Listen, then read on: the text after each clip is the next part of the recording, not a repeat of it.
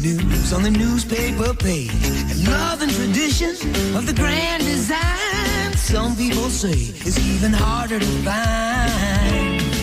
Well, then there must be some magic clue inside these gentle walls, 'cause all I see is a tower of dreams, real love bursting out of every seam. Days go by. It's the bigger love of the family.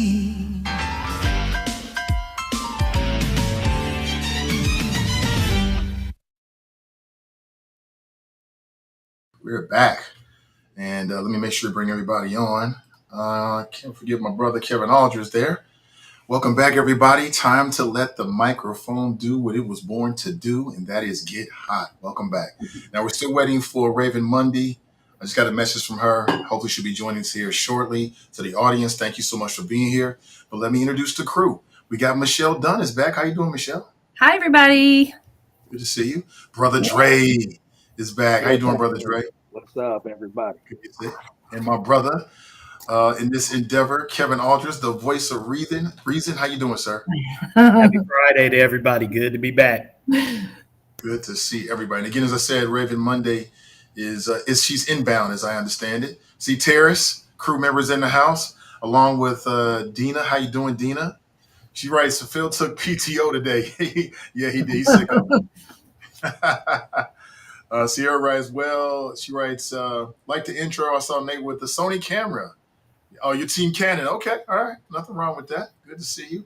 A fellow content creator there. She does great work. Brenda writes, good afternoon, Nathan. Good to see everybody. Yeah, all our friends, thank you. Hey, Nat is here. Good to see you. TGIF, Nate and crew. Caprice, how you doing, Caprice? Good to see you. She writes, hello. Good to see everybody. Well, listen, make yourself comfortable, buckle up. It's about to get hot. Danica writes, happy Friday. Good to see everybody. Thanks for being here. Please like and share us. We're on Facebook. We're on YouTube where we live stream. I'll give you an update right now. And when we kicked it off, we were live streaming exclusively to the Nathan Barbarian page on Facebook. That's my creative page. I got a bunch of things that I'm pushing out here. And I just don't want to get the Hot Mic podcast lost. And I want it to grow in its own pot, so to speak. So just to give you a heads up, starting in January 2026, we'll kick off season 2 of the Hot Mic podcast. And on Facebook, we will be exclusively streaming to the Hot Mic page. So you got a couple months, you got some time to sort of migrate and make sure you follow that page, because starting in January, it will no longer be live stream on the Nathan the Barbarian page. And I just want to give you a heads up on it. Also, next week is Halloween. And we got some special things on Halloween. Actually, we're doing a show on Halloween, so make sure you check us out. A very trick or truth special, the Hot Mic podcast. Looking forward to that. Having some fun with the crew and you as well. But let's get straight into it, man. We got to talk. We got Brother Dre here. We missed him on Tuesday, and I know everybody want to know what Brother Dre got to say. So he put you on here, spotlight you, bro. You've been talking about it since the beginning, even on your own podcast, which I hope you plug before we get off today. Let people know where you are and what you're doing. But, looks like it's happening. Police Chief Fiji has been placed on administrative leave pending an investigation. What are your thoughts, Brother Dre? Oh boy, I'm not sure what happened. Something happened with the audio. It sounds terrible. Yeah, he's gonna check back in. So Oh, yeah. we'll just get to it. Michelle, you weren't with us. What do you think about the fact that Michelle? I'm sorry, that Yeah. Chief Fiji has been placed on administrative leave. Mayor says this is going to make the city safer. Seemed to imply that in a subsequent interview. Brother Dre is back. Can Let's you have brother Dre go first. Okay, how's this sound? Am I back on point? Yes. sounds good? Back on point. Okay. Appreciate it. Yeah, everybody who want to, I'm a transition too as well in January, strictly the Curse Breakers 300. It'll be just a strictly a social podcast page, getting a lot of stuff in place. Right now, it's just Andre Ewing on Facebook, but we're gonna continue to grow. I mean, you said it clearly. I've been talking about this like I'm a prophet that at some point Fiji's gonna go ahead and get the axe. I said that you're going to have it where the city manager is going to be next on the chopping block because it's all encompassed in one. I mean, I said it before back in December of 2022. The city manager walked into the police district at District 2 and asked officers specifically, who do you think will be the best chief for this position? And it's crazy because why ask us if you pulled and pushed for the other one anyway? That makes absolutely no sense. Why? Because we saw that at some point, this is exactly what will be exposed under the representation and leadership of this chief. And but guess what? I said it clearly on the last podcast. When you sell your soul to the devil, Lisa Davis did not want to deal with all the politics and policies that they were doing, like getting rid of District 5. She was never for that. So they needed a chief that would go in and buy into all this foolishness. And now, guess what? The chickens have come home to roost. And this is exactly what I expected with this process and leadership. Hey, Michelle, what's your take on it? Well, I was thinking about, my first reaction was Mayor Aftab's comment that this has got nothing to do with the election. And that is just insulting, actually, to think that the general public would agree with that statement. Most would understand that none of this would be happening if it weren't for Bowman's challenge of the issues of public safety, I believe. But I was also thinking back at the last time we had a fired police chief, and that was with Jeff Blackwell, if you remember, back in, I guess it was 2015, if you remember, and Harry Black was the city manager at the time. And I just don't remember the FOP rolling around trucks with big TVs on it, with Cranley acting like a puppet master. Thank you. Jeff Thank you. Blackwell was fired, and it just strikes me as disingenuous that they're going so heavy. And of course, now they're tying in the whole issue of the charter amendment, which is issue 5. They're not only saying, protect the chief, bring her back, but we should get rid of issue 5. And if others can maybe talk more articulately about it, but myself, I kind of forget about issue 5. I Googled it and I recall quickly, oh yeah, that was directly following in 2001, the murder of Timothy Thomas. Issue 5 was passed to shift the role of police, the hiring and firing of police chiefs out of the civil service over to essentially an appointed position by the city manager. It was a demand from the community to say we need more accountability.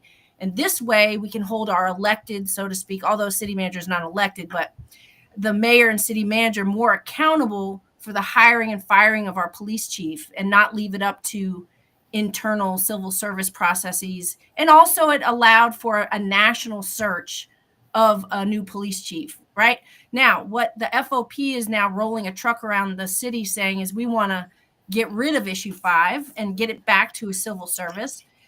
And I just find it all very interesting that I don't remember any of this discussion about issue 5 back when Blackwell was fired.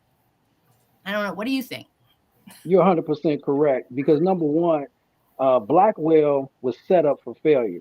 Mm-hmm. He was an outside chief from from Columbus, and I thought he did a great job here. He was visible. He was in the community. He was trying to do a lot of things that were positive, and the FOP gave him no type of representation because they shouldn't be getting involved in it anyway, due to the bylaws and the process that the chief has no protection. So now here it is. This is where you see that West Side connection getting real, real heavy, and Mm-hmm. you why you shouldn't hire somebody that got over 250 years of policing from the West Side, deep into it, and you trying to tell me you just been a perfect Sally this whole entire journey?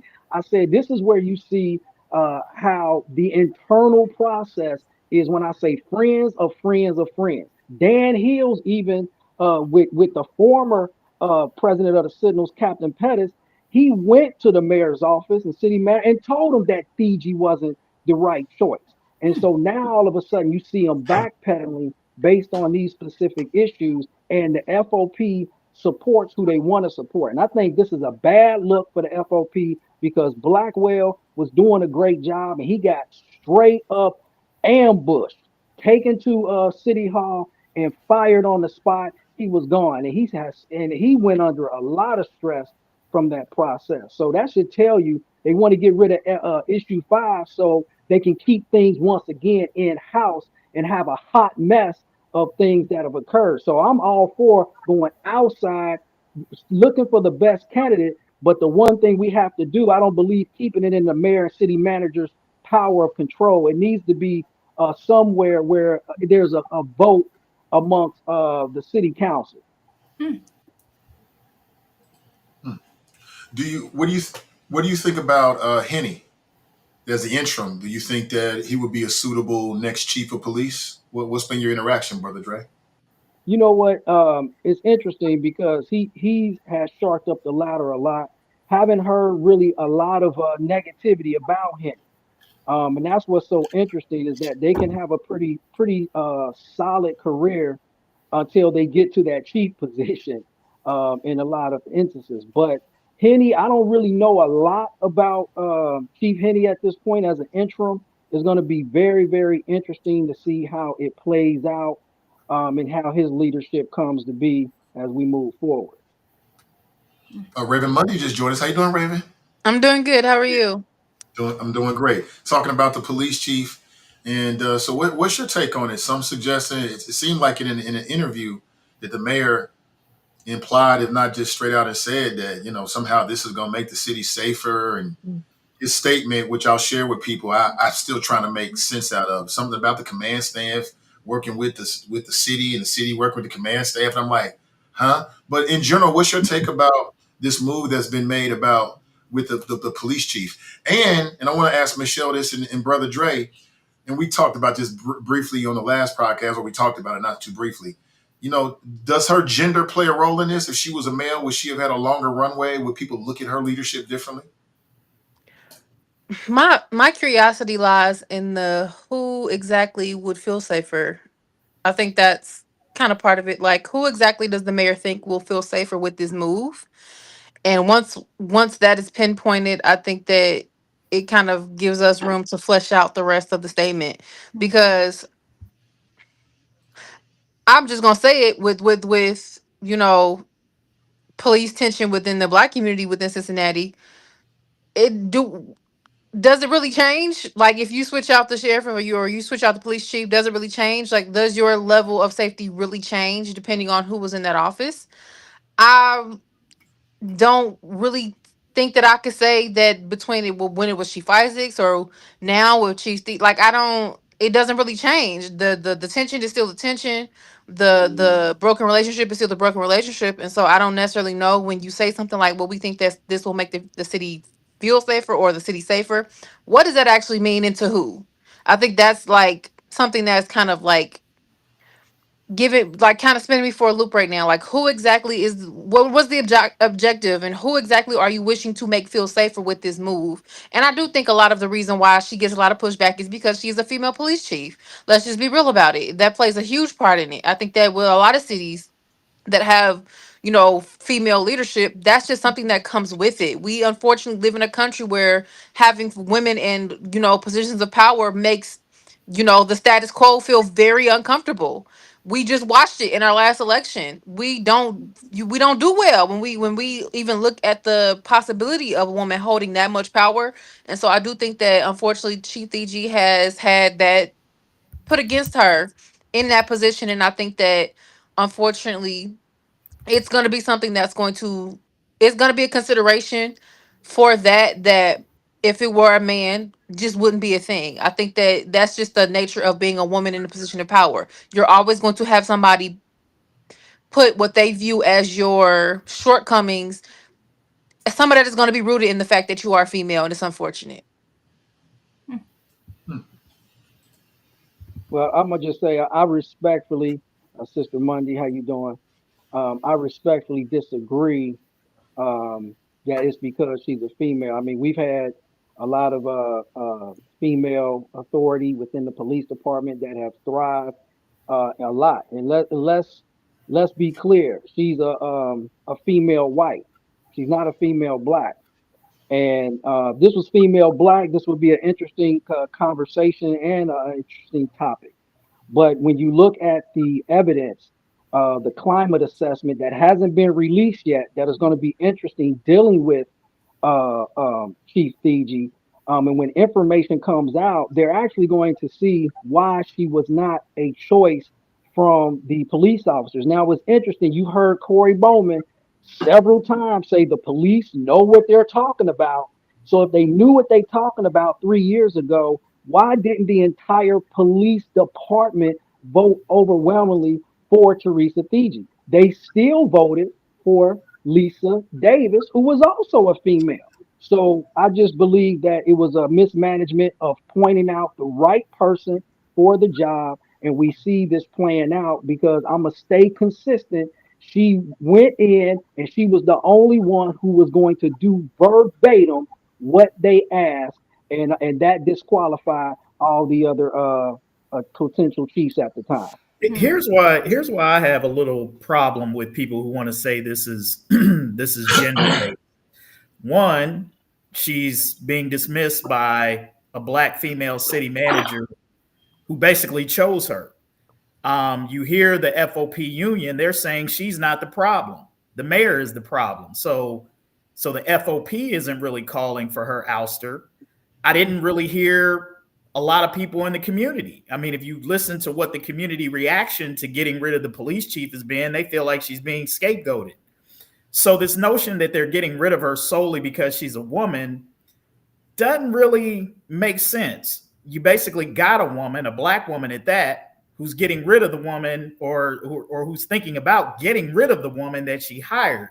So I think when you look at all of the circumstances around it, I think it's a much harder in this case to make the argument that they want to get rid of her because of her gender. I'm not saying it's solely because of her gender, but I do think that unfortunately, it is like it becomes part of the overall picture. Like I think that if she were a white male, I don't know if it would have been just such a swift move to do so. That's my I agree point. with I don't that. think that it's solely because that she's a female. I think that it does, however, play a part, as it usually does when you see any minority, because being a woman is part of being a minority. But with any minority, we know just by being black in America, when you are in a position of power, there is a different kind of microscope on you in that position, in that role. And a lot of times it is viewed through that lens when you get disciplined for certain things or when you get called out for certain things. It's because of the very microscope that is being a minority. And I think that plays a portion of it. I don't think it's the whole thing, but it definitely plays a part in it. That's the point that I'm making. Yeah, I agree with you that I think if it were a white male police chief, it would be being handled differently. But I just think you got to look at the overall conversation of what's being had. It seems like people are trying to have it a lot of different ways, right? Like she's being getting rid of because it's the politics, right? It's an election season. She's being scapegoated, and that's the reason why she's out. And if it wasn't the election or the politics, then she would probably be just fine. So then that kind of doesn't jibe with the whole, well, it's because she's a woman kind of thing. I tend to lean towards that. I think Michelle hit the nail right on the head in the beginning. I've said this a few times. The only reason why we're in this case, and Nathan, we can even take it back to the election if you want to say that, the climate that's been created in the Trump era, fast forwarding it to the brawl that happened in July. All of this, everything that you're seeing is a purely 100% political reaction that is somewhat driven by racial politics and other things that have us where we are at this point. And I agree with Michelle. I think for the mayor to try to act like that's not the case is totally fraudulent, because I think anybody who's paying attention absolutely knows that all of this, that everything that has happened since July 26th has been reactionary, politically reactionary. And a lot of that may be because of the Trump politics and the pressure that comes along with that tough on crime, Democratic cities being poorly run. Like, I think anybody who wants to deny that isn't a driving force behind everything that we've seen take place in this city since July 26th, I think isn't paying attention. Because I think absent the national attention that Cincinnati got from that and the political pressure that came from that, Teresa Thigi would be just fine, regardless of how the rank and file felt about her, that she wasn't their choice. The mayor and the city manager obviously didn't care about that because they went with her and they were supporting her. Again, as I said, up until 2 months ago, just 2 months ago, Mayor Abtab Puraval said he had full confidence in the police chief and the job that she was doing. Right. So what changed? Yeah, precisely. And also, city council's doing a real good job of abdicating any responsibility in any of this. Their response is, I don't know what's going on. This is chaotic. I don't know what's going on. What do you mean you don't know what's going on? We pay you to know what the heck is going on. It's pathetic. And especially when I'm getting all these huge mailers in my mailbox asking me to cast my vote for these people, and their main top line is public safety. And you don't even have a police chief that you have any confidence in, apparently, or you don't know what's going on. I really think people should be, she's being totally scapegoated. They're saying if we just get rid of her, everything will be okay. And that's not how this works. And everybody knows it. If you're going to measure her performance on number of homicides or public safety perception, I mean, what's her performance measure? What is she measured on? I don't know. I'm not in the police department, but in most cases, you're usually measured on metrics that aren't directly related to, shots fired. I don't think she's measured on that, but obviously they have a problem with her performance now.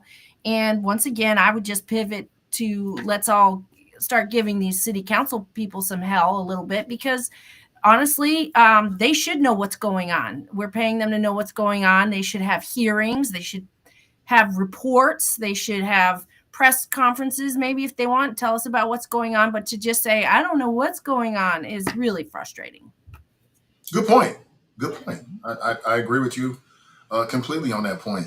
Mayor says that police were going to start enforcing low-level crimes. So what does that mean, and what will be the impact? And Brother Dre, I want to get your thoughts on that. Is this the change that we need in Cincinnati? If we start with the low-level crimes, whether that marijuana smoking or, I don't know, noise ordinance violations or something like loitering, littering. If we start with the low-level crimes, is that going to end to a decrease in the high-level crimes? What's your take? Number one, no, it's not going to deal with the decrease of crimes. I mean, they're trying to deal with the low-level crimes, dealing with theft, break-ins into vehicles, which has obviously been a serious thing with people breaking into cars. I mean, people who smoke weed and marijuana, I mean, if you pretty much ask them to put it out, they'll just put it out and just wait. So at the end of the day, the low-level crimes isn't going to do anything. So now you're going to saturate, once again, the individuals that it can cause something that's not work. People are going to start getting harassed more. You're going to start seeing individuals get arrested for no reason. Officers are going to start pushing into a pushing the citizens into a position where it's like, hey, get off the street. Oh, they didn't get off the street. I'm about to arrest you. Put your hands behind your back. Here's a tase. And this is where you're going to have the frustration and something from, oh, they just ran because they took a candy bar, got tased, and ended up getting shot. Now, this is where I'm like, you playing a very, very dangerous game now with the low level crimes, which means you're going to have more interaction with the community where we should be having a process of de-escalating. Now you're going to escalate it where people just can be chilling on the corner, having a conversation, and everybody that's sitting up, standing on the corner, chilling, not even doing anything, is going to start getting harassed. This is a very, very dangerous game that they're playing. And this is what happens when I say you got leadership that doesn't have a clue, and the mayor is involved in this whole pie that is not just the chief, it's also the city manager, and they don't have no clue about public safety. So do I want to just let the police ran rapid? No, absolutely not, because it's going to start something that's going to end up in a tragedy, and it's going to make the city even worse. I think most Democrats right now are really disappointed in Mayor Pureval and how he's handling all this and how he has allowed his opponent to frame up this election cycle. And it's now resulting in, increased policing, like you're mentioning. There's a lot of people that are very disappointed in his ability to maneuver through these political landmines. He's showing that he really doesn't have any swagger in politics right now, and it's showing. And I don't know who his advisors are, but maybe he should stop meeting every other week with Jeff Ruby's daughter and actually have some meetings with some real political advisors, people from the community, so he can speak in a way that's truly representative of what people truly feel in the city, and not just replicate talking points from the business community downtown. Or my question is, do we even have the police force to do this? Exactly. Like every time, because every time we have one of these incidents, like what happened, in July, or any other incident that happens downtown or anywhere else in the city where something happens and the city doesn't agree with how police handle it, the very first excuse out of their mouth is, well, we don't have the police force to cover this, and we don't have the police force to do this, and we don't have the police force to do that. You don't have the police force to handle big incidents. Where are you going to find a police force to handle these low level crimes that you now want to put emphasis on? Like, I have to agree with you, Ms. Michelle. You're scrambling right now. And y'all are scrambling, y'all are putting anything out there, saying whatever sounds good, whatever these small businesses downtown who let's just call a spade a spade. You want to put a chokehold on the city's police department to do your dirty work, because that's really what it is at this point. Like, what are you talking about? Like, as a voting taxpaying citizen, my only question is, what are you talking about? Every time we have an issue, y'all say y'all ain't got a police force. Now suddenly we have enough police force to cover low level crimes all over the city. What are we talking about right now? Yeah, you guys hit the nail right on the head, you and Brother Dre. One, I thought we were stretched thin for police officers, and having police officers sweat low-level crimes is only going to make officers who are, as we said, undermanned and overworked, they're going to be more overworked. And that's just going to create more issues, more And guess who's tension. going to be agitated when they're out there dealing with your children who just fresh off the bus after school and they downtown hanging out? Or guess who's going to be more agitated when they go, say they on Lynn Street, and they're agitated already because they're working another shift that they didn't sign up for, and there's a homeless person down there who's sitting somewhere that they shouldn't be sitting, and all this other foolishness. Like, just imagine you already have what you've already decided police force is a overworked, underpaid police, and then you're putting them back on the streets, even more overworked and underpaid, and you're expecting them to deal with the public in a way that's going to be conducive. Make it make sense. Yeah, but this is where I think the community has to show up. And look, it's probably a foregone conclusion that AvTab is going to win re-election here in a couple of weeks. And so now what that means is that it's incumbent upon the people of Cincinnati, Democrats, whomever, whatever persuasion you are, if you disagree with these actions that the city is taking, you got to show up. You got to show up down at City Hall. You got to show up and let these elected officials know this is not the way that you want your city policed. And that's the only way, that's the only pushback you're going to get, because it's probably not going to happen at the ballot box in terms of the threat of sort of kind of getting rid of AFTAB. I don't think that that's going to happen. So I think the only way that you're going to have to get your attention is folks are going to have to mobilize, and they're going to have to show up, because the decisions that they're making right now are not the most vulnerable folks are the ones who are going to pay the price for these bad decisions that are being made right now. It's not going to be the downtown business community. It's not going to be these folks that the mayor seems to be listening to and taking his direction from of late. It's going to be the average person on the street who's going to pay the price for this one. Well, I predict that all of this is going to suddenly disappear on November 5th around 9 a.m. We won't see these hard-hitting, statements out of the mayor's office.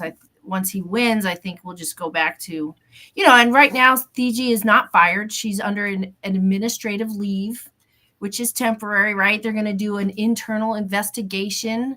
I don't know what that's going to uncover. They're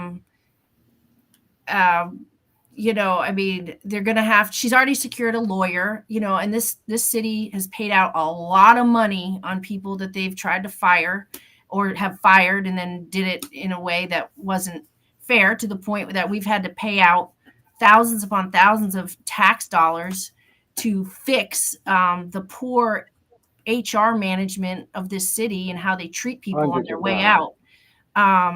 So I'll just, I think it's all going to disappear and vaporize on November 5th, and we're just going to go back to business as usual. See, I'm a little more skeptical about that, because I think that hold on one second, Kevin. Yeah, I don't think and as I've been saying over and over again, this is the new reality, the new environment, because it's bigger than just the election.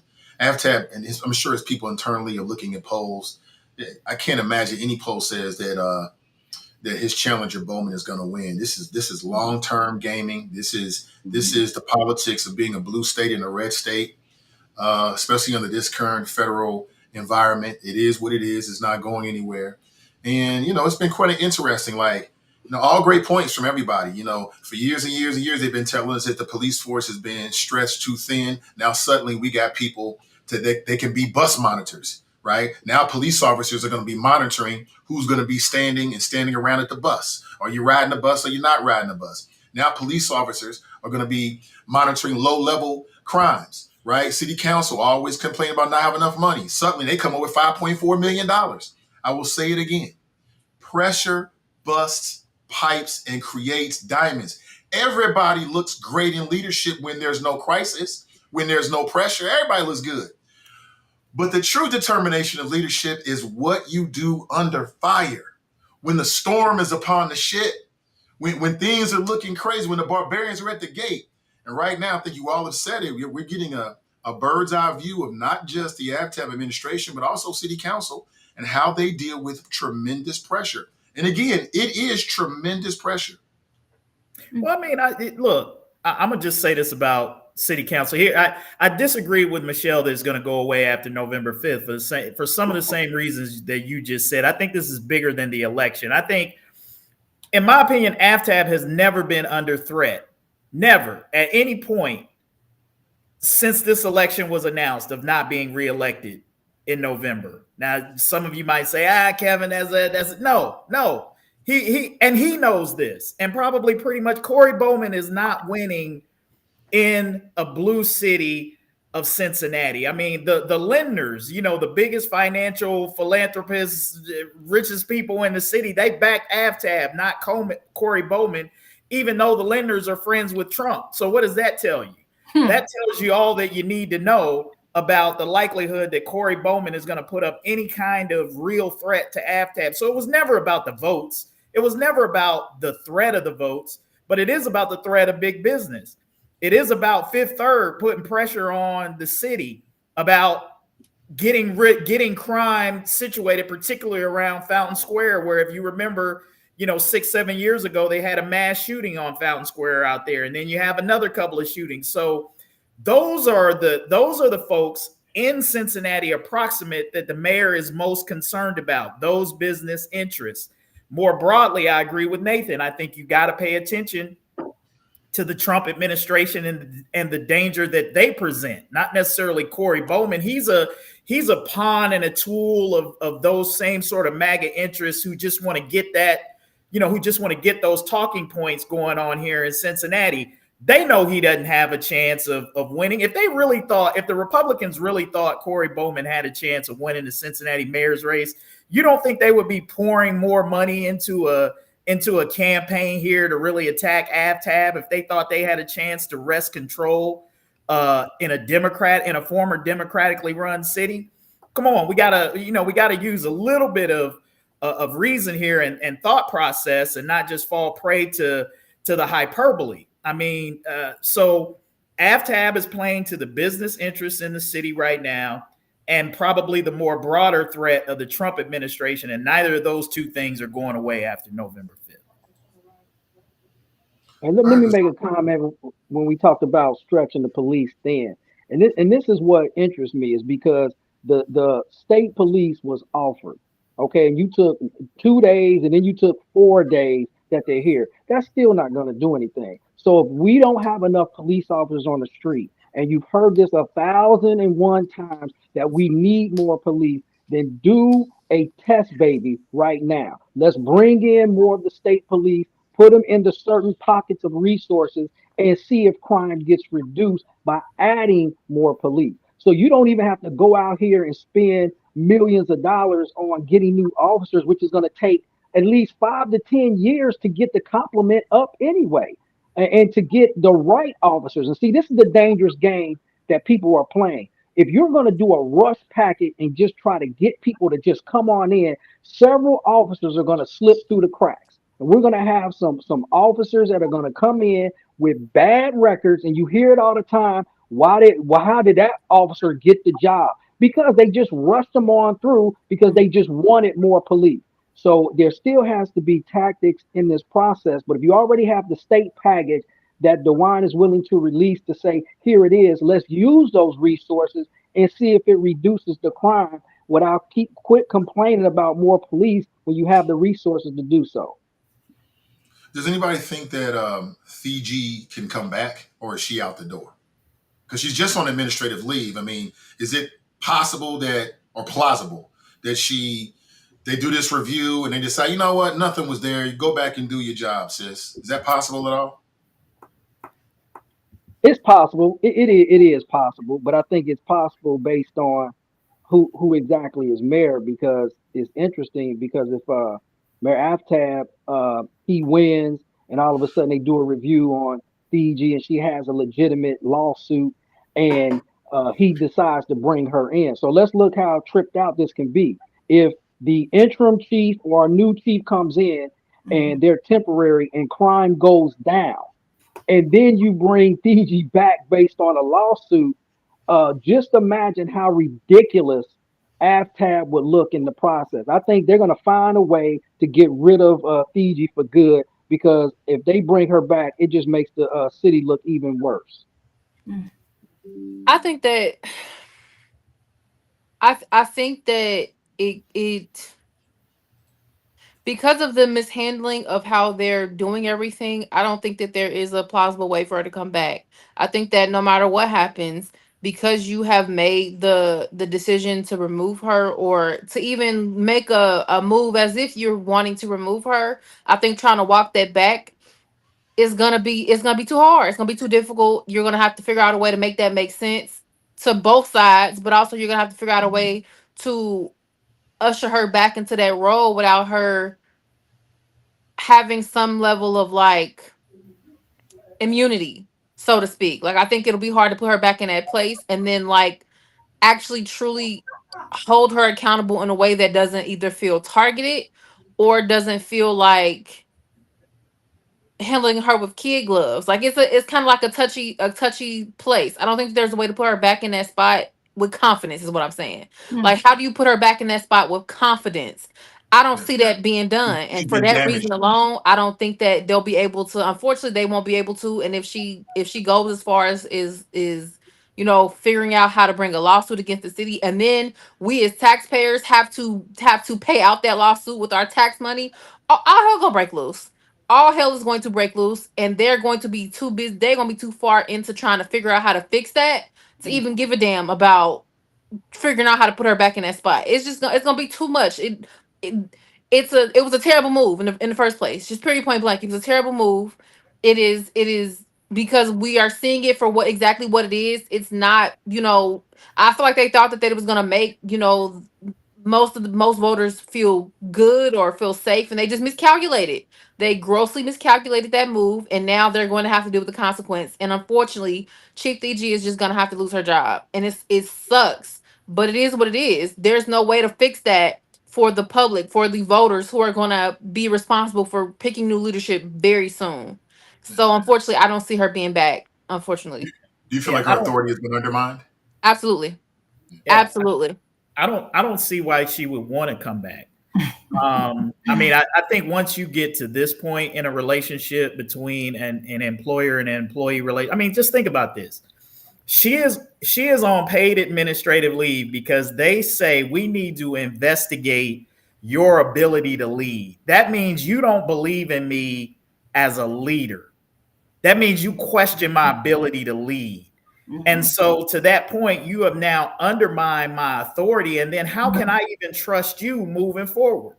You've already shown me that on a moment's dime, you'll turn and you will throw me under the bus. So how am I now going to work in those conditions? How can I even work with a city manager who has done this to me at this point? Someone who is supposed to be the person that I can kind of count on in this relationship to kind of back me up. And so if I'm Fiji, I'm like, I don't want to come back. I want to get me this settlement. I want to get paid, and I want to ride off into the sunset after my 30 years here. I understand what she said. Oh, I just want to come back and serve the citizens of Cincinnati. That's kind of the thing you gotta say, in that type of situation. But she knows. And anybody else knows who would want to come back and work under those conditions. And the Ravens point, the city's already made a statement that's hard to walk back from. Now, what? Oh, my bad, we got it wrong. I mean, she really is a good leader after all. Cincinnati, we was just playing, y'all. Don't play The that. fact that you even called her leadership into question alone undermines anything you ever felt about her leadership. That's it. There's no walking that back. You have quite literally made a public statement about the fact that you're not confident enough in her leadership to not even investigate her. You're investigating her. Of course you don't. Of course you don't really truly trust in her leadership. So no matter what the outcome of the investigation is, we as the public, we know what you think. We know how you feel, and now we have to make our decisions based off of that. And especially if she's a Scorpio, you could just forget about it. Because I'm telling you, the Scorpio season about to jump off, and like, no, you can keep that job and shove it. You know what I'm saying? And write me a check on my way out. By the way, I mean, that's how I would be. Somebody brought And you that know up. I what's want to press interesting? it again. Go ahead, brother Dre. Go right ahead. So I was gonna say what's interesting. I want y'all to look at the incidents that have occurred under Fiji's watch as well. The brawl happened, and her articulation of that was terrible with Sarah Herringer. And I want people to realize when Sarah Herringer got involved and started testing the numbers, she exposed a lot of things within the city of Cincinnati as a female wife. And that really drew a lot of attention because she got an outside analyst to come in and bust this door wide open. So you got the Patrick Herringer situation under Chief Fiji. You got the brawl under Chief Fiji. And think about this that people forgot. You got the Hinton case that where the sheriff was killed. That he leaves her office and goes kills the sheriffs. I mean, the way she has mishandled that whole administration with some sensitive issues, and then you get her on the square and she's telling criminals, "Hey, just behave." And I think that pushed the envelope where now you all of a sudden saw Jeff Ruby get involved. They said he lost like 50 cancellations, and all of a sudden the mayor pushed quick on this particular process because you now got some heavy hitters breathing down your neck because we haven't heard from those Jeff Rubies and certain high ups. Now all of a sudden You messing with my money, I'm gonna mess with you. You better make a decision right now, at least to get her up out of here. And I think that's why the mayor was forced to do this knee jerk reaction, but it wasn't just from him pulling the string. Mm. So this thing about the money, all good points. I mean, I could push back a little bit, but I won't for the sake of time. But just think about the money that the city is about to spend. So number one, a potential payout for offer for Police Chief Thigi, which will probably be into the hundreds of thousands of dollars. But then secondly, I just read, and maybe somebody correct me if I'm wrong or back me up if I'm right, that the city is now going to reach out to some kind of private prosecutor or special investigator that's going to lead it. That sounds like big dollars, big dollars, big dollars. So once again, money, taxpayer money, right? Because of city leadership decisions. And Raven made the point. I made this point last week. Like, who did you do this for? Because it's not going to automatically reduce crime. Your critics don't care. They don't care who you get rid of. They don't like you, Avtat. Until you're gone, it don't matter who you can get rid of. You can get rid of the entire police force, and they're still going to criticize you. And then your supporters, to Michelle's point, looking at you like, this ain't the Democrat we voted for. So who would you do this for? How's this a win for you? But again, I'm not in the mayor's office. I don't get paid to think like that. I mean, he's surrounded by and is himself a very smart, intelligent person. I'm sure they got a plan, and I hope it all works out for the benefit of Cincinnatians. Let's stay in Cincinnati and talk about Judge Ted Berry, who looks like there's a serious push to get him out of office. Black judge with a name in the city of Cincinnati. He took some heat because right after the assassination of Charlie Kirk, he made some statements. I put them on the screen there that a lot of people had problems with. And now you got Republicans on the state side who are leading the charge to get him basically, I guess, off out the courts. They're trying to get him out of his job. And I want to get your thoughts about this. I mean, was he out of line to make statements as a judge about the assassination of Charlie Kirk? And should it lead to him leaving his job? Does it open the door about his discernment and his fairness and his decision making? These are all the arguments that state legislators, at least two of them, are making about Judge Berry. But what does the crew think? What do you think? This stuff just irritates my soul. And my the first thing that comes to mind when I see stuff like this is a lot of generations of people, a lot, and I mean a lot of generations of people are so blessed to have not grown up in an era with social media.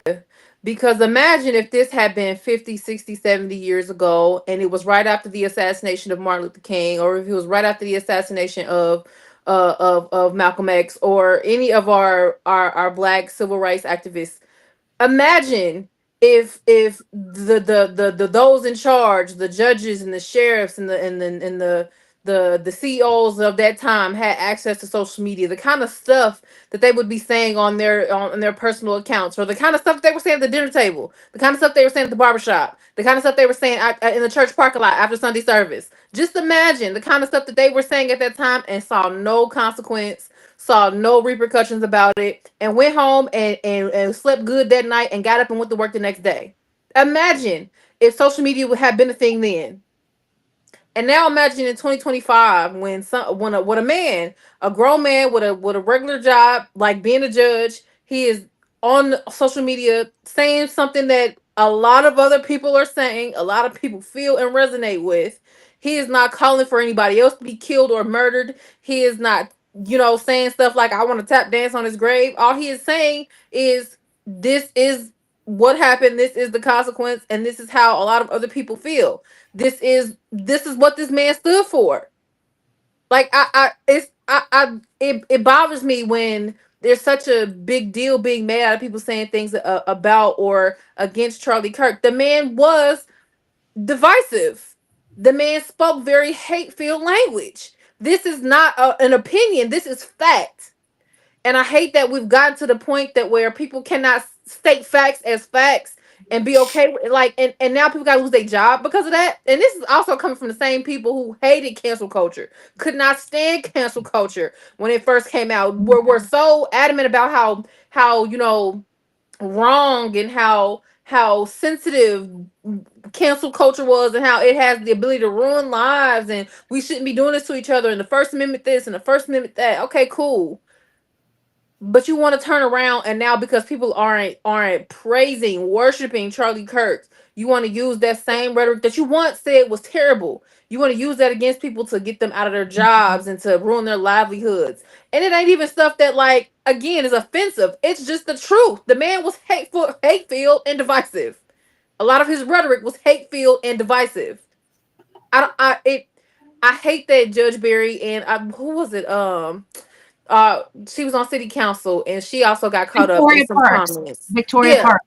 absolutely. Like I hate that they even have to like be looked at a certain way. Like these are people who have the power to run our court systems, and you're saying that somebody who has publicly in a statement come out against hatred and racism and devices, like that's the person that you're saying should lose their job.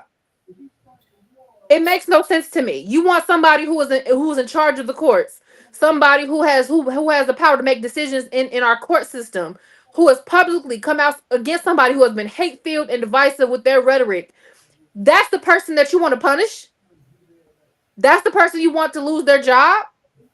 It makes no sense. And what it really says is you don't necessarily care about what he's saying. You care more about the person that he's saying it against because you align with that person's ideologies and beliefs.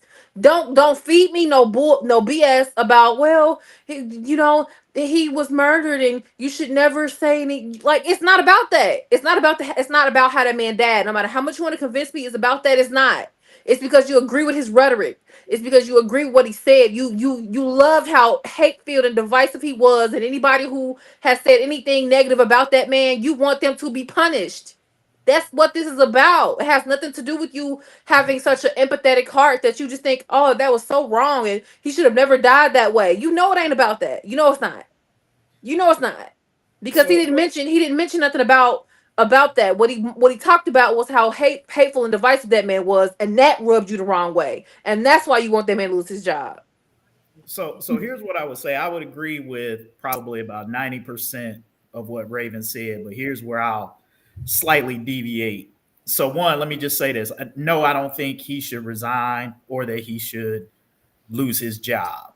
These are elected positions, right? So I think if his judgeship is something that people find so objectionable over what he said, let the voters decide whether or not he deserves to return to that position or not. But if I'm Judge Barry, I'm not stepping down. And part of the reason is in politics these days, people say all sorts of things, and we see elected officials across the board who say things that they probably shouldn't say, that are insensitive, untimely, or inappropriate, however you want to look at it, and they don't step down. Some of these same politicians who are screaming outrage over what what Judge Barry said, don't say anything about what the commander in chief, so to Thank speak, you. has to say, and the objectionable thing. So the hypocrisy there sort of is sickening. But here's what I will say, and this is what I will say: when you are a judge, like Judge Barry is not just like anybody else. And I say this about some of our elected leaders about how they should be more careful and more discerning about the rhetoric and words that they use, because it does matter, particularly when you are somebody like a judge who does have to adjudicate cases, and you do have to present an air of impartiality when you are handling those cases. And like it or not, people are going to look at those comments and they're going to assume that he's biased one way or another, whether you feel like what he said about Charlie Kirk is true or not. It's the same reason why. Now, I have a little bit more latitude because I work in the area of opinion-based journalism, so I can kind of get on and say what I need to say. But reporters who cover issues don't have the same latitude that I have.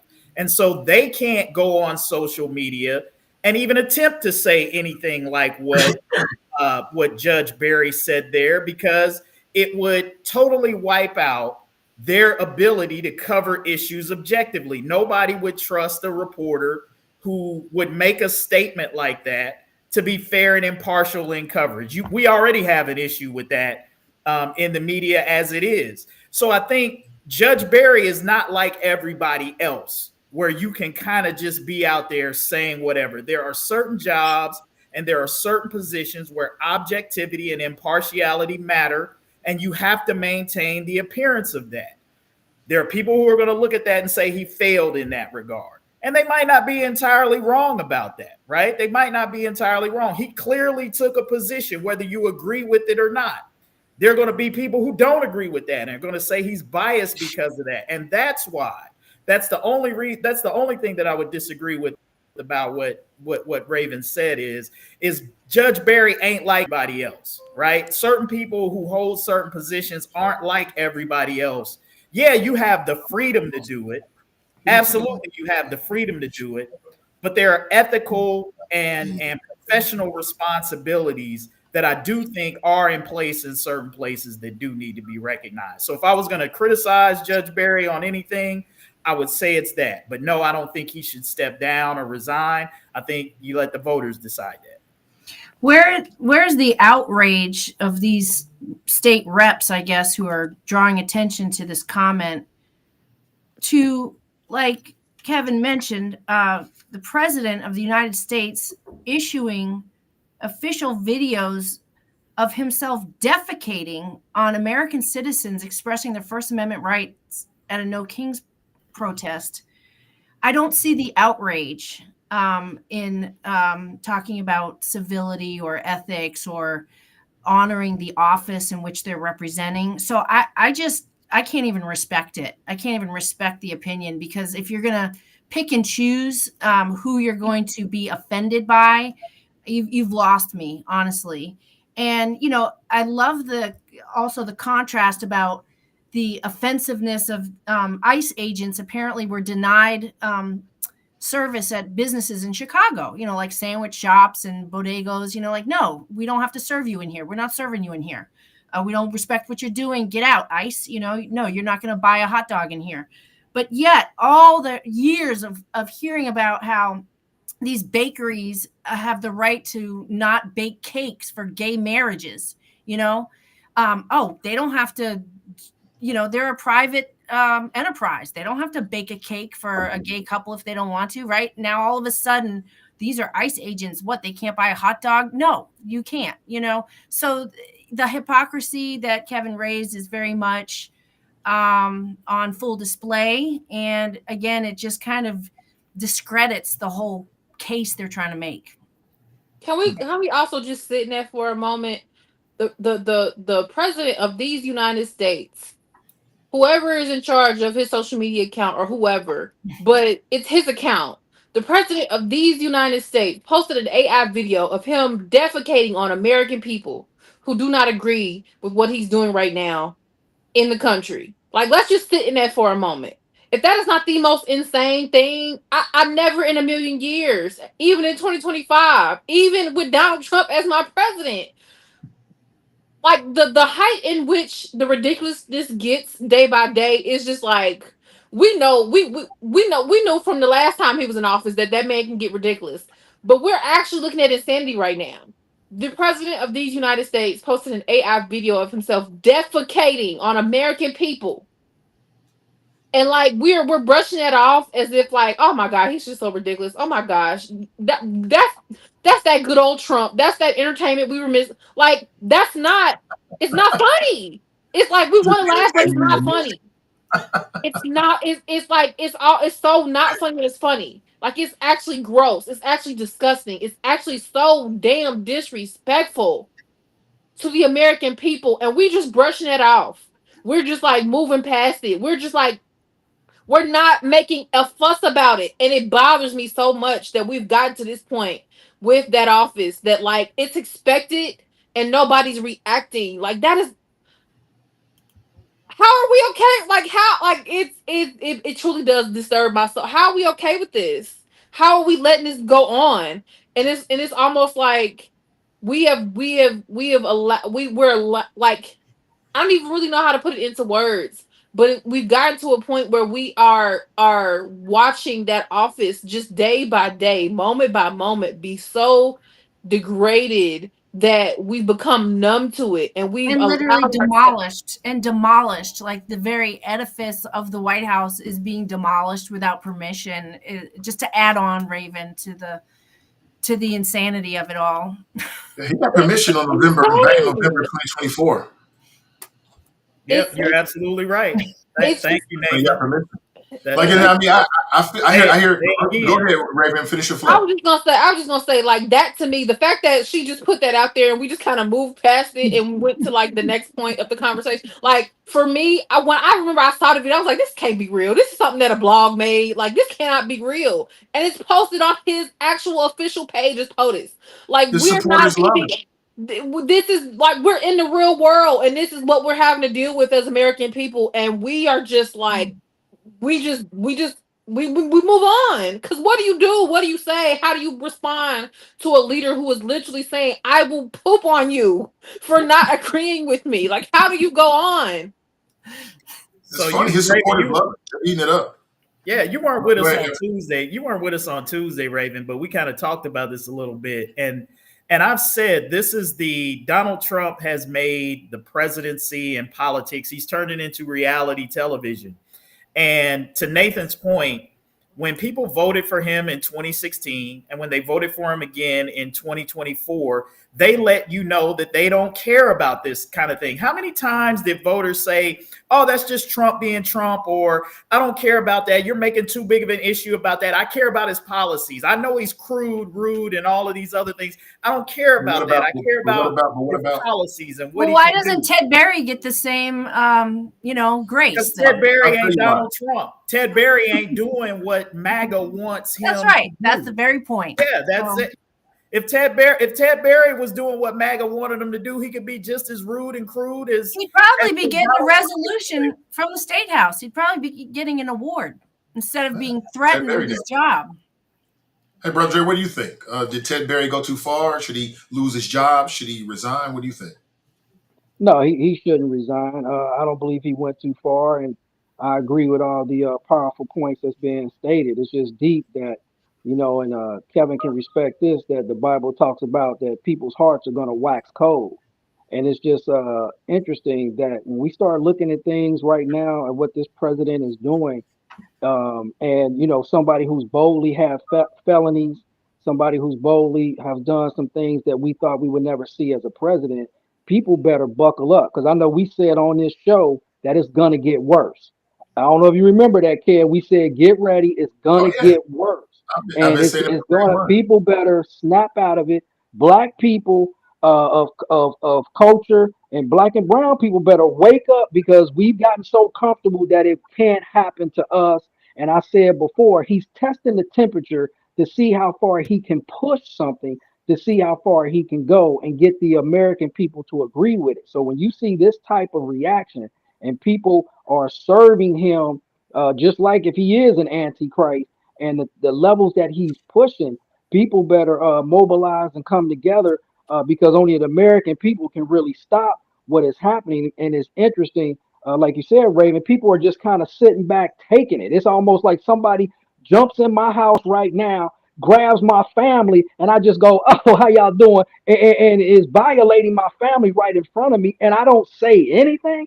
That's how deep this has gotten with this presidency, and we see it gets worse. He's pushing the envelope every time we see something. We know the Epstein files came out, been able to try to cover all that stuff up. It's almost as if they can catch him in the bank with the gun, with the video cameras, and it doesn't even matter. We're going to let this guy get in. Why? Because he has an agenda that the Republicans wanted to see happen, that the American people wanted to see happen, and they're going to let this person do it, and they're going to sit back and watch.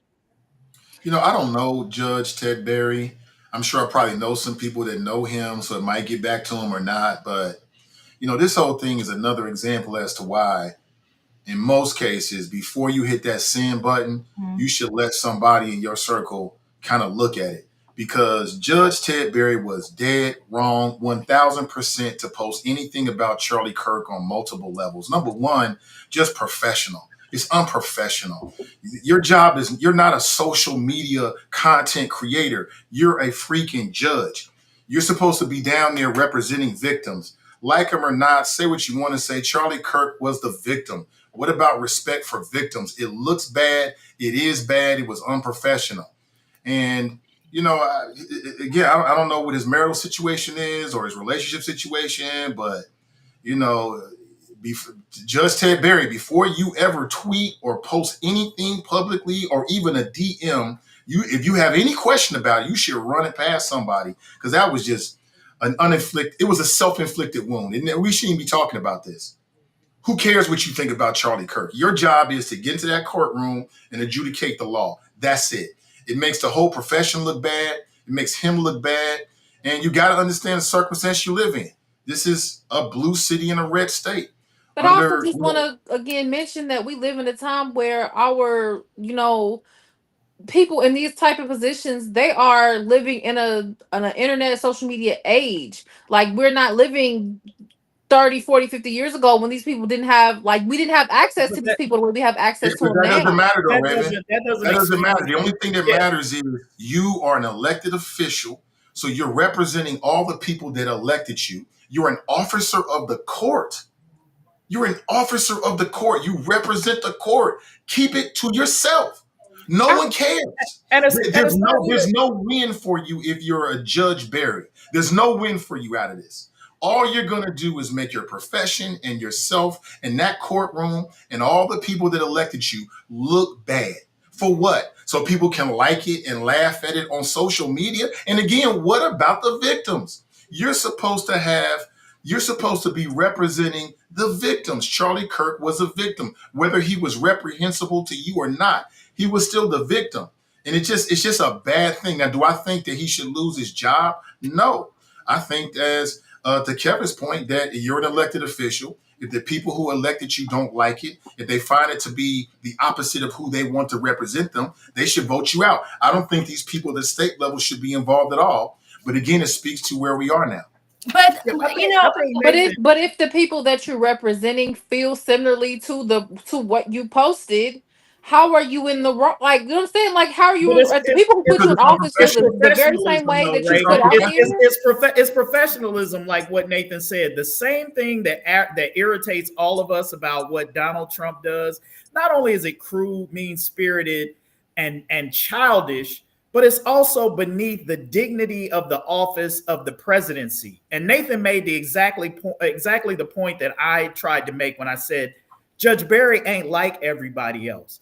Here's where you lose your way as someone who is in a leadership position, is when you start acting like other people out there who will say and do anything, right? Like, that's not why you are in the position that you are. Yes, you represent the people, but that don't mean you got to act like the people. But right? Hasn't Trump changed that though? Look, I mean, but that's what you're about to say, Michelle. Let me finish my point. I'll let you have the floor, Michelle. But you're about to say exactly the point that I try to make. I'm saying, why play by a rule book that's been thrown out? No, but the reason why, and I've made this point before, is if we lose our way, if we lose our standards in the effort of trying to battle against something we hate, if we become that thing, then what the hell are we fighting for? It's unfettered because now I've become the same type of monster that I'm fighting against. And maybe it's me. Maybe it's my spiritual belief that love conquers everything, that I don't have to be evil to defeat or overcome evil. I don't have to act like the devil. Some people are saying that to beat the devil. Progressives and Democrats are losing because, the argument is people, while it might be playing to people's base, desires or whatever, to put on the gloves or take the gloves off, so to speak, and fight street fights instead of by the rules in the ring, we're losing because we're too damn polite. And we're like, well, I'm going to abide by this old school, Cincinnati nice, you could call it. We've talked about that, I think, in some circles. I think there's an argument to be made. Because they don't know how to fight, Michelle. They don't know how to fight, Michelle. You don't have to fight like them to fight, right? My dad was a guy who could cuss you out without ever using a single curse word and let you know that you had been told off because he knew how to talk. And that's what I'm saying. Like, Democrats don't know how to talk. That's why they're losing. Not because they need to talk like Donald Trump. They just don't know how to talk right. in a way that people need to hear it, to put it where the goats can get it, so to speak. That's what Donald Trump does. Democrats are too busy trying to give you a dissertation, right? No. People don't want a dissertation. Donald Trump talks plainly to people. Now he does it in a crude and rude fashion. Well, Ted Berry talked plainly about what he felt, and here's where I think we've gotten off course a little bit, because we're taking things out of context. So Ted, if Ted Berry is a judge, he's not running for president. So if you're someone like Gavin Newsom and you're running against the next Republican candidate and you want to play fire with fire, I get it. Yeah. But we're talking about a judge. So on that level, in that context, he was absolutely dead wrong. And I don't care what Donald Trump is doing. And I might have the same critique of anybody in office who I think is saying something or doing something that is beneath the office, that is betraying the trust that the elected folks that the voters have put in them. And I think that's what Ted Berry did. And I think comparing that to going after Donald Trump is out of context. Let me ask you right now, Gavin Newsom is fighting fire with fire, and some would say doing very successfully. And a lot of people think he's running for president in 2028. I got no problem with it. I happen to believe that sometimes you got to be a monster to be a monster. Let me ask you this: turn the other cheek, and when they go high, I go low. I ain't doing none of that. When you go low, I'm going low, because that's sometimes what you got to do. Let me ask you this, Nathan. Do you think Barack Obama could beat Donald Trump today? Yes. Okay. Point. You just made my point. Because Barack Obama is not going to fight Donald Trump on Donald Trump's terms. So if you believe that Barack Obama could beat Donald Trump today, how do you know that, though, Kevin? He's been in office for 12 years. Well, I asked you the question. What makes you think Barack Obama could beat Donald Trump? I asked you if you thought Barack Obama could beat Donald Trump today, and you said yes. And then you're asking me, well, how do I know? How do you know? Well, I was just looking at it in terms of the numbers. I think that the coalition that Barack Obama built would bring out more numbers than Kamala Harris did. She nearly beat him. That's what I think. I'm just a numbers game. I think if Barack Obama was running today, he would run a campaign similar to what we see with Gavin Newsom. You got to fight fire to beat fire sometimes. I think that was 12 years ago. And I think he would update his tactics to where we are today. Yeah, and I'm just saying, I don't have anything to go by because he's not running. Just knowing what I know about Barack Obama and how he conducted himself and still continues to conduct himself to this day, I don't see him. I certainly see him taking on Donald Trump, and I think he would dismantle him in ways that would not require him to sink to his level to do that. But when you say sink to his level, like, what do you mean by sink to his level? Well, again, my thing is like, just the rhetoric, the nastiness, the hey, I gotta say this, I gotta come with the same kind of inappropriateness that Donald Trump does to beat him. Like, that's what I feel like when Democrats say we gotta fight. Do you think Gavin Newsom is being inappropriate right now? The way he sort of no, I don't. I actually think, right. But he hasn't stooped to Donald Trump's level. And I think he's using some of the same tactics, though. So he hasn't got into the mud, but he's doing like a mirror campaign. And I do believe that if Barack Obama ran today, he would run a mirror campaign in terms of his social media, some of the things and some of the devices that he used to try to get attention, to make certain statements. I think that's the world. Yeah, those are tactics. I think Barack Obama would do that. Those are tactics and strategy. I'm talking about the words that are actually coming out of their mouth, because that's what we're talking about here, are the words that Judge Berry typed, right? We're talking about the words and the rhetoric that people are speaking. That's what we're talking about here. Like, I think that's my point? Yeah. I mean, we'll never know. I don't know. Leave it to the audience. I just say that to say that if you think Barack Obama could win today, then that lets me know that you don't have to beat Trump to beat Trump.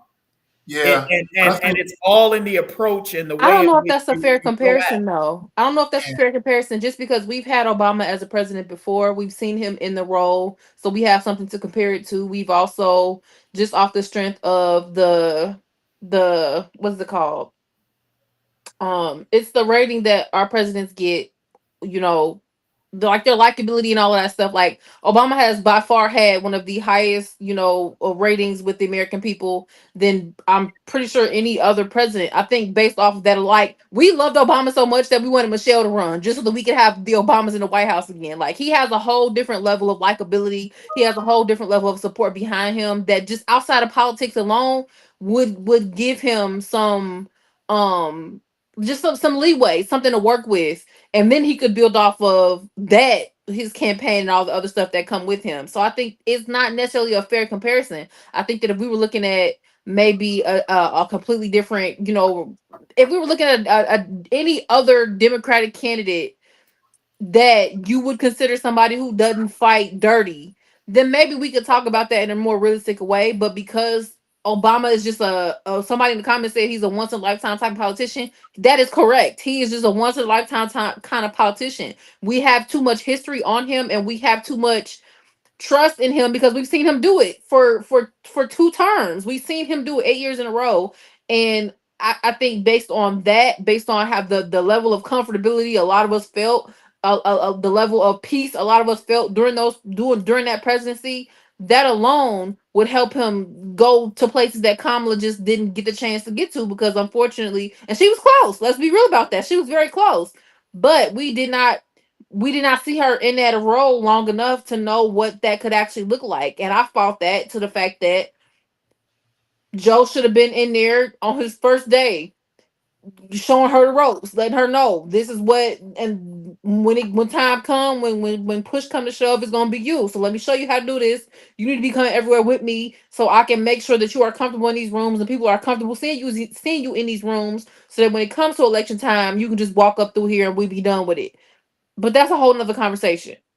I don't Does think that anybody? Obama is just a fair comparison. When you're making this argument, Obama is not a fair comparison. I just don't believe that Well, works out I'm not well. trying to compare Obama to any other candidate. I guess what I'm getting at is, for me, it's less about the man and more what Barack Obama represented and how he made people feel and how he appealed. If you remember when Barack Obama first ran, I'm not talking about the re-election, but when he first ran, what Barack Obama won with was the sense of hope and future and possibility that he created. I mean, people were jazzed about the future of what America could bring and the possibilities, and he tapped into the best parts of people. And that is what won him. That's why people loved him so much.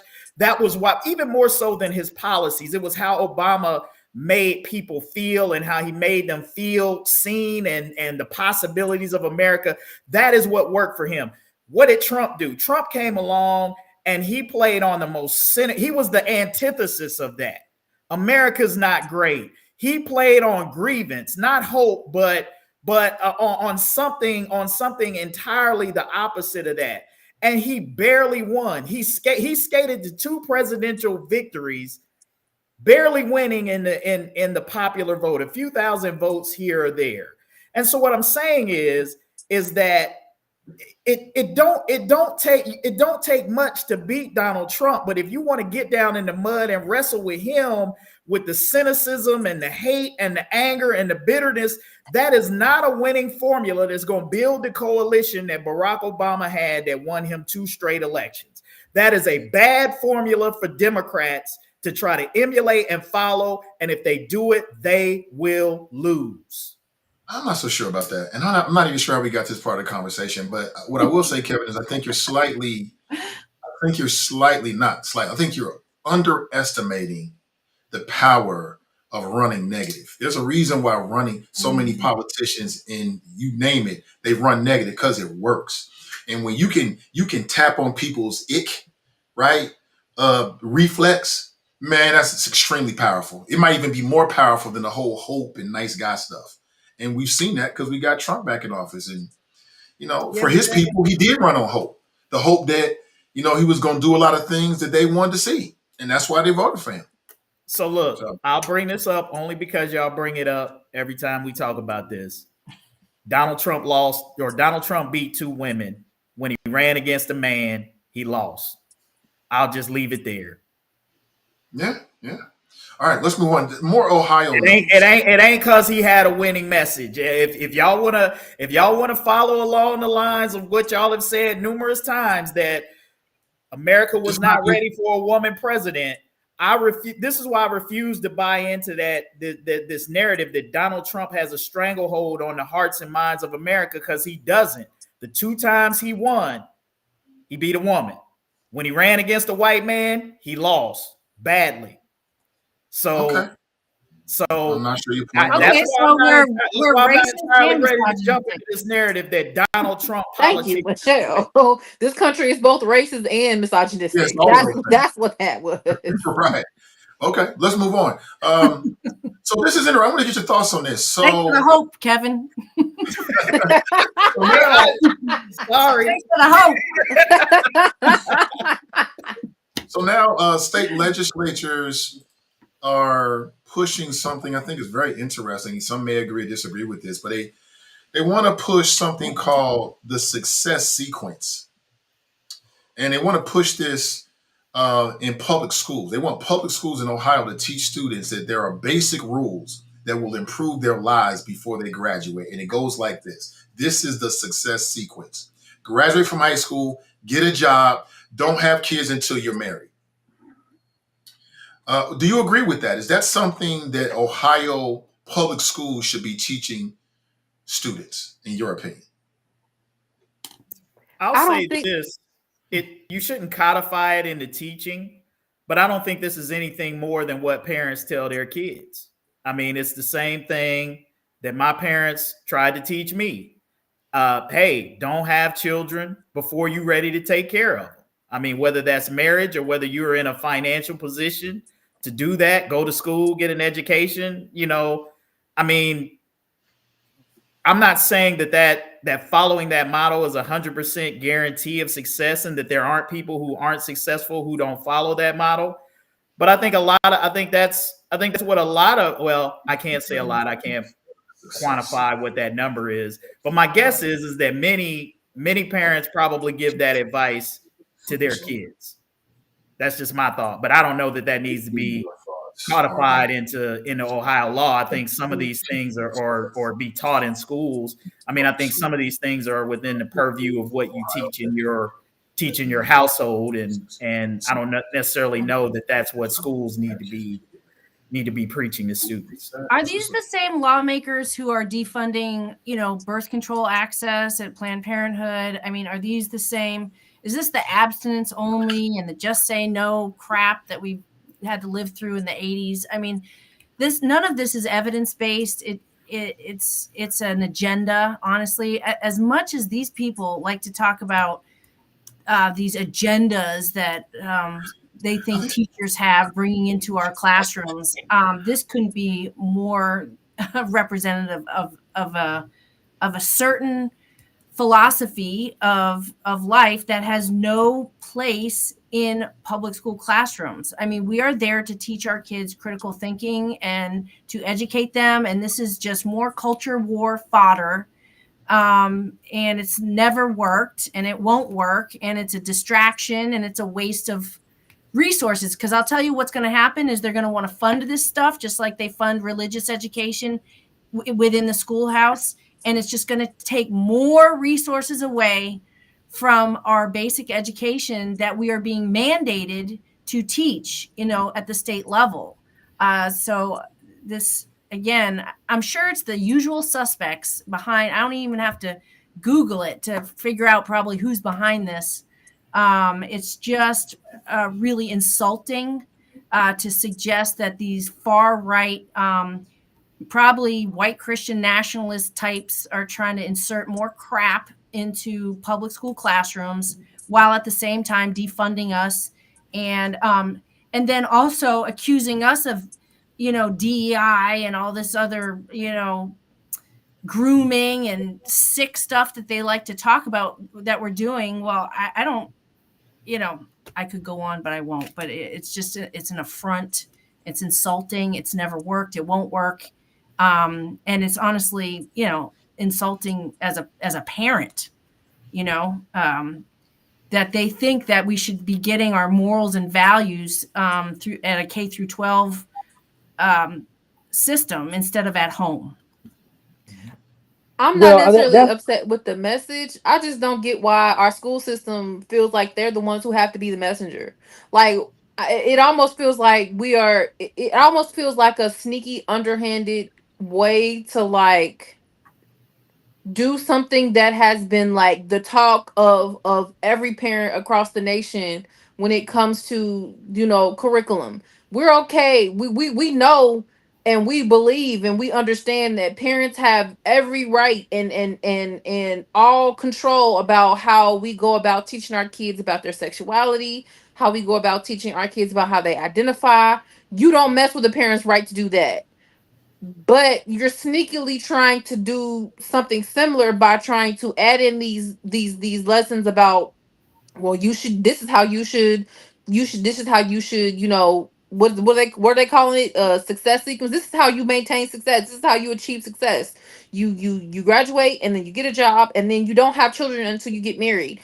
And it's like, okay, cool, that's kind of like, it sounds like such a piece of common sense that it's like, okay, I mean, I guess I don't mind you teaching my kid to wait until marriage to have kids. I guess I don't mind you teaching my kid to get a job before they, you know, start a family. I guess I don't mind that. So okay, cool, I'll let that be.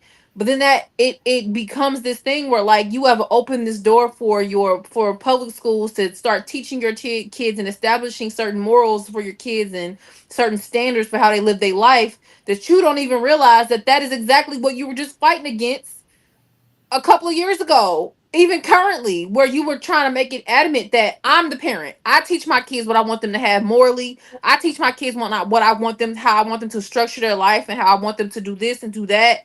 You just teach them the arithmetic, as my grandma would call it. You teach them to read, write, and do math.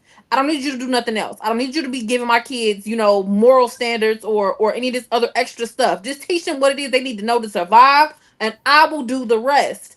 This, because it sounds like common sense, this is the same thing that my grandmother taught me when I was growing up. It's the same thing that I teach my nieces and nephews. It's the same thing that my little cousins law. Like, this is stuff that is already being taught in our household. So my question is, which households do you think that's not being taught Yes, in? Mm-hmm. And that's why do exactly. you and why do you think that you're the one who should be stepping into that role to to fill that role? Because what are you really trying to say? That's my issue with this. Yeah, Yeah. you know, there's no question of what they're really trying to say, and it is, Precisely. and you hit the point there. This is targeted at a specific type of individual or typical a specific demographic, because it gets back to the same conversation that we have over and over here again in Cincinnati, even about the crime issue with the youth. It's where are the parents? So this is designed to address the where are those parents, the parents who are not showing up, who are not teaching those kids these morals, these values.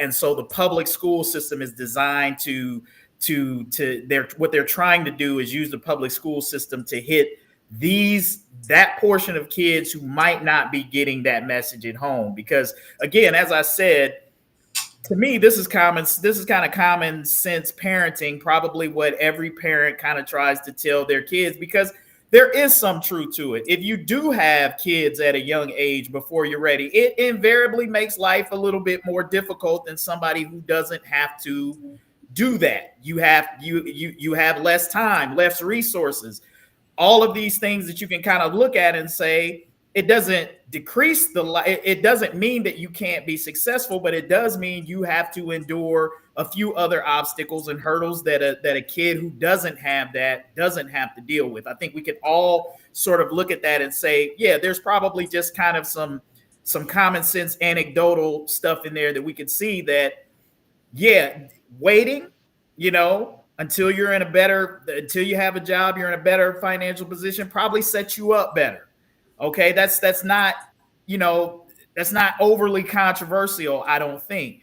But again, should the school system, this is just, I think this is the school system trying to circumvent parenting in general, but really trying to fill the gap for what they see as a lack of parenting among some students in Ohio. So I this think is going to be in well, Indian well, Hill. And Let's get Brother Dre in. Go ahead, Brother Dre. well, personally, I don't have a problem with it. Because I see our public school system, and our black kids are dropping out before they're sophomores, and that means more incarceration.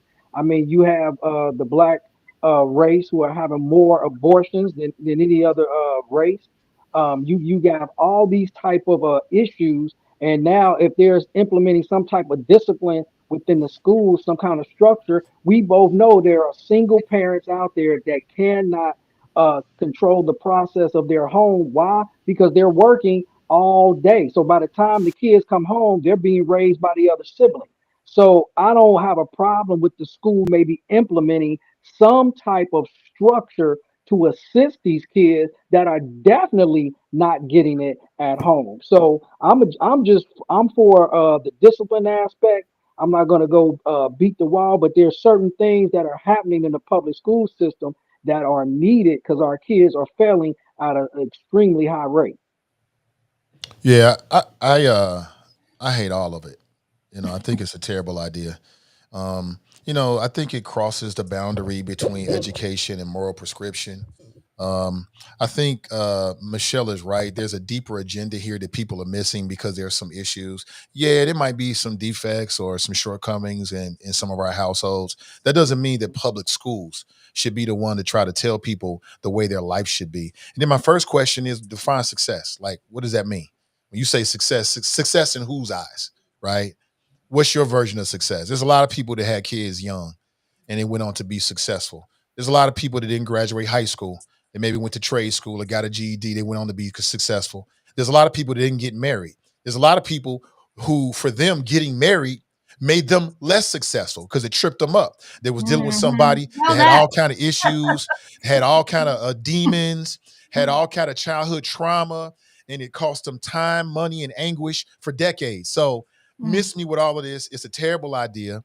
I feels like there's an agenda afoot, and there's nothing I like about it. It doesn't make any sense whatsoever. These are some of the same folks who say that liberals and progressives are trying to use the schools to indoctrinate our kids, but now you want to come out with a bill where you're just trying to indoctrinate children with the way you think they should live their lives. Everybody shouldn't get married. Everybody's not suitable to be married. Not everybody is marriage material. Getting married to the wrong person can be absolutely the worst decision of your whole life. A decision that you may never recover from. So why would I sit in front of somebody and tell them that that's the only way you can be married? I mean, be successful. It's through marriage. It's sexist. Because who are they talking to? Thank They're you. talking to women. Get you a man, That's right? right. And live and be a stay-at-home mother. It's sexist. There's nothing about it that I think is a prescription for success. It's a prescription for a certain agenda. And I think it's very, very dangerous. It should not be in Ohio schools, in my humble opinion. I'm sure there's a lot of parents out there that might say otherwise. It's just amazing to me how indoctrination is only an issue when it doesn't align with far right conservative ideology. Like it's only ever an issue when it's not that. Like they swear up and down that you're trying to indoctrinate their children to be gay or trans or whatever else whatever hot button issue that they don't agree with this week. Like, oh my God, they're using public schools and they're using the school system to indoctrinate my children. But as soon as they say something that you yourself wish to indoctrinate into your child, it's like, oh, that's cool. I'm cool with that. That's okay. Right. But Not realizing that people don't like. I don't know if people understand this or not, but the way that you're raising your child is not the way that the next person is raising their child, and they have the right to raise their child the way that they see fit, the same way that you have the right to raise your child the way you see fit, and they don't deserve to have their child go to school and get the indoctrination that you prefer because you prefer it for your child. Leave that stuff out of the school system. Have them people teach your kids that arithmetic, that reading, that math, that writing, and get the hell home. Take your child home and teach them what you want them to know in your home. Indoctrinate your kids at home and leave the rest of people's kids alone. Right. Period. But this is consistent with that sort of make America great again narrative, right? Because this sort of subscribes to that old sort of, again, throwback mentality that people had that is decades old in how people used to live. And what it is a failure to acknowledge is that culture is changing, people are changing. Younger people are making different decisions about when to have kids, whether to get married, all of these sorts of things. So the ideas of the 30s, 40s, and 50s and how people lived and how families were constructed back then are totally different than they are today. And this sort of indoctrination is just more of that trying to push us back to what in some people's mind was this bygone or golden era of what It was America always a was. fantasy. It was Yeah, always a well, fantasy. but many people, Michelle, live in that fantasy, right? And many of those people are the fantastical people who support the MAGA movement, who think that the 30s, 40s, and 50s is what's wrong with America today. That it's not that.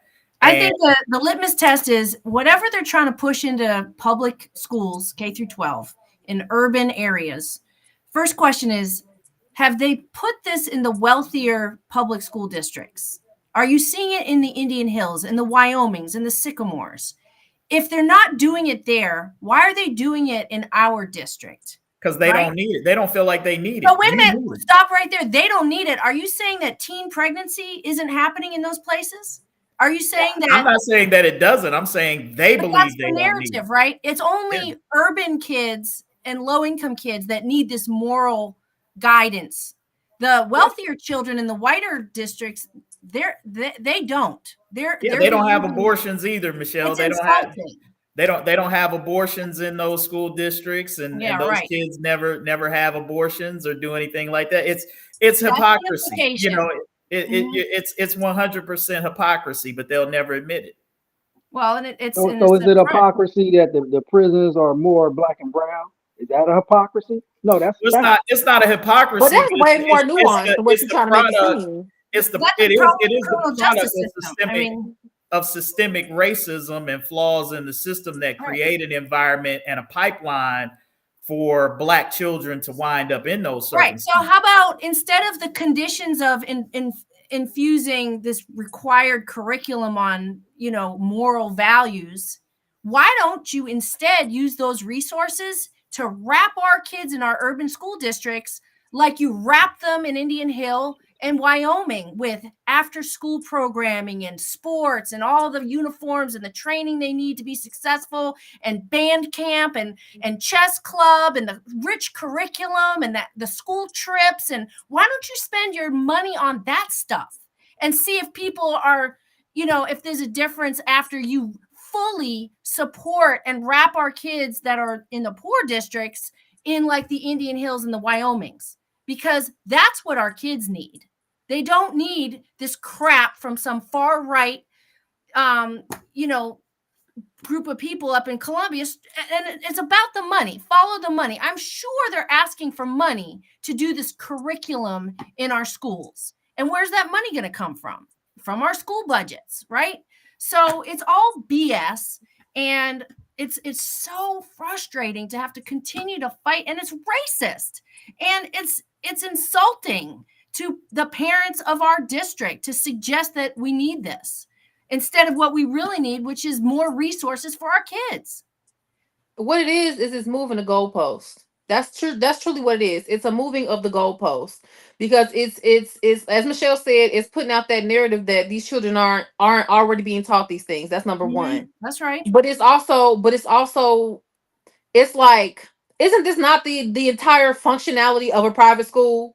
Isn't this not exactly what this is for? You don't like the very catch-all educational system that exists within public schooling because it's not nuanced enough for you. It's not, it doesn't contain enough of the kind of structure that you would like for your child. And so that is the real function of what a private school is supposed to be. You are supposed to be able to choose a private school based off of the fact that this particular school's standards, their mission statement, and all of the policies they put in place, they align with what I would like for my child to adhere to. And some of that, depending on whether it's a religious school or not, some of that also dips into that morality thing. When it comes to a public school, at least from my understanding of when it was created, it was meant to teach a wide range of cultures and identities, the essentials.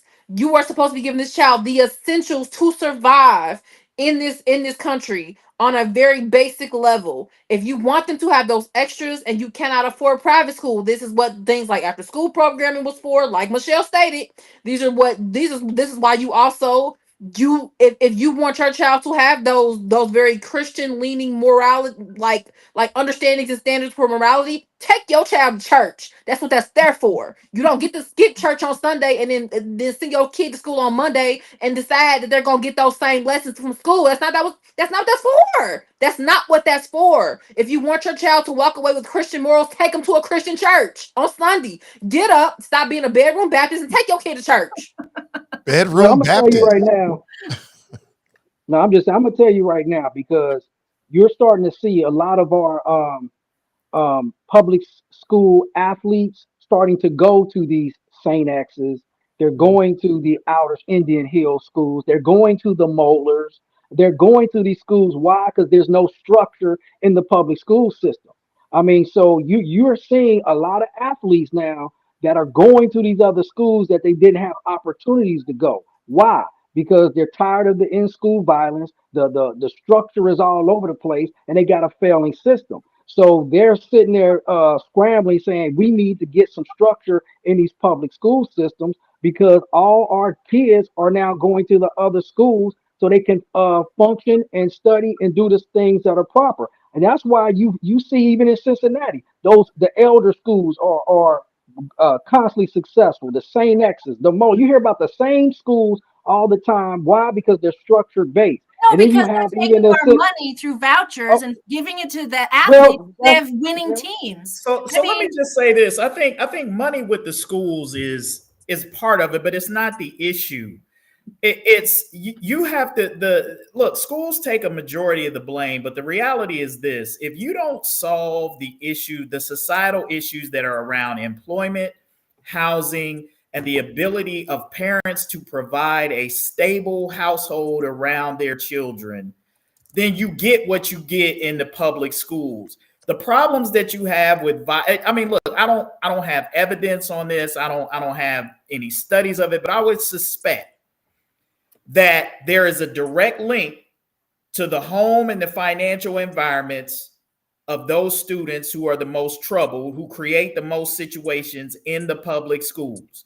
It's hard for a kid who don't know where they're going to sleep or where they get their next meal at to be academically excellent, right? We know this. We know this for a fact. This is why they start serving breakfast and lunch and nutrition programs in schools so that they can solve it. Too much is being put on schools that you're not seeing. None of these same pressures exist in these private schools or in these suburban schools because they're coming from families that are operating with a different set of economic issues, that the kids aren't dealing with the same issues there. Sure, you can take a kid who's dealing with that and put them in that kind of environment, and that kid will excel. But you're not taking the majority of kids who are in those situations in public schools to be able to do it. So you gotta fix.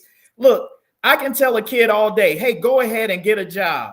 But what confidence do I have in that when I look around and my mom and dad can't get a job? They're unemployed, right? They can't make a livable wage. So how is that going to inspire me? Even if you given me that lesson in school, my reality when I go home ain't that. So what you telling me is a bunch of this, that, or the other. So you know what? I'm gonna go out here and do what I got to do. And this is the problem I think that we find, too often, and we want to blame it on the schools and we want to talk about money in the schools. But the bigger issue is we got to have gainful employment for people. We got to have affordable housing where people can live, where they're not getting evicted and getting put out, every other month. I guarantee if you start taking care of those situations and you put parents in better situations where they can actually be parents to their kids, right? Mm-hmm. Solid parents, you will get better results in your schools. They will start looking like the private schools and some of these suburban schools. But we got to fix that part. That you can't separate that part from what you see in the schools, because the kids that show up in the schools are a product of the environments that they come from. I mean, you can and you can't. So I agree with you. Like, I agree with everything you said. However, the issue on how our state is funding our schools is a problem.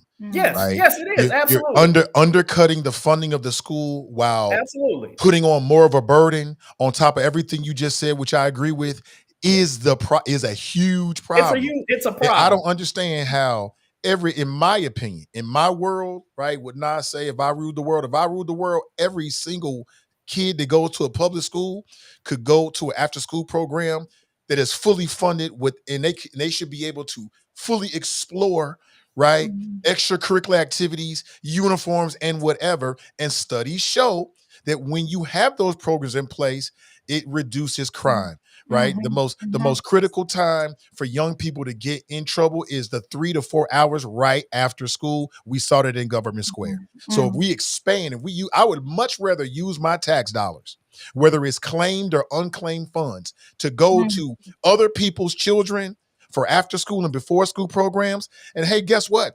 That supports mom and dad. Because when I got a safe environment before and after school, I can get a second job. I can stay at work a little longer. I can do that extra project. That sets me up for that promotion, right? But when you Mhm. don't, it's a domino effect that impacts the entire community, and it matters. And I just fear that there's an agenda to basically undercut our schools, public schools, and then sit back and say, "See, I told you they don't work." And I think it's completely wrong and unfair to every man, woman, and child. Whether your kid goes to a public school, you are impacted because the other kids go to public schools, right? It's a detriment to every man, woman, and child in Ohio, in my opinion. Well, guys, I got to clock off here. It's been great being on the hot mic. I got something to do at 3. Oh, Thanks thank for you the so much. invite, Nathan. Always take it easy, everybody. Yeah, Yep. absolutely. See you We're next wrapping up actually. Yeah, All that's righty, that's cool. that's the bell right there. Just want to Okay. remind people next week is Halloween. Next Friday we're doing something very special. True, what is it? Trick or Truth. Very special edition of Hot Mic Podcast. Join us. We're gonna have some fun with you. May have some surprises for you. So check us out. And to the panel, let everybody know what you got going on, Brother Dre, Raven. What's going on? I know, Brother Dre, you're doing the podcast. When and where, and how can people tap in? Definitely. It's definitely every Monday and Thursday. Monday, of course, make it make sense. Monday and Thursdays, Curse Breakers 300 Thursday, and now they've just released on the Andre the Beast Network the Black Shield. It was a podcast I was doing with some brothers out from Atlanta and South Carolina. So it's being released now this month, and getting a lot of positive reviews on that one. So just come on out and we're gonna be in touch. Absolutely. And Raven, what's going on? Let everybody know. I'm just selling insurance. That's it. Not just let. How can they contact you? Let them know. right. Um, you can. Matter of fact, I keep saying it, but I'll post my I'll reshare the post with my information on it. But yeah, life insurance. I help with debt free life, which is basically if you got some debt that you need to help taken care of, I can help you there. So keep that in mind. But like mortgage protection for new homeowners and stuff like that, just all of your life insurance product needs. I can help you out. And so yeah, I'll make sure to repost that post. Just go to my page and it'll be on there. But yeah, that's all I'm doing right now at the moment. Just trying to figure out my life and set up my business. That's it. All right, Kevin. Any prediction for the game on Sunday? Yeah, man. Well, I'm hoping this should be a game that the Bengals should win handily. That's why I'm nervous. I was joking with Brother Dre before we came on about this being a trap game this week. The trap game this week. Like everything sets up for the Bengals to win. Sauce Gardner, I don't know if he's gonna play. He was still in concussion protocol earlier. They ain't decided on which quarterback they're gonna start. So I was like, man, we 6.5 point favorites, I think, for this game. So I'm I feel pretty good about us winning, but I'm nervous. I gotta All admit. right. Should be fun. Well, to the audience, thank you so much for being here. We're planning to be back on Tuesday at 1:15 p.m. Have a great rest of your weekend. Hey, Raven, can you stay online? Because I've got a new intro. And if I could just get like a minute of your time, I can add you to it. Mhm. Okay. All right, everybody. Thank you so much for being here. And we'll check back Definitely. with you next week. Have a great week.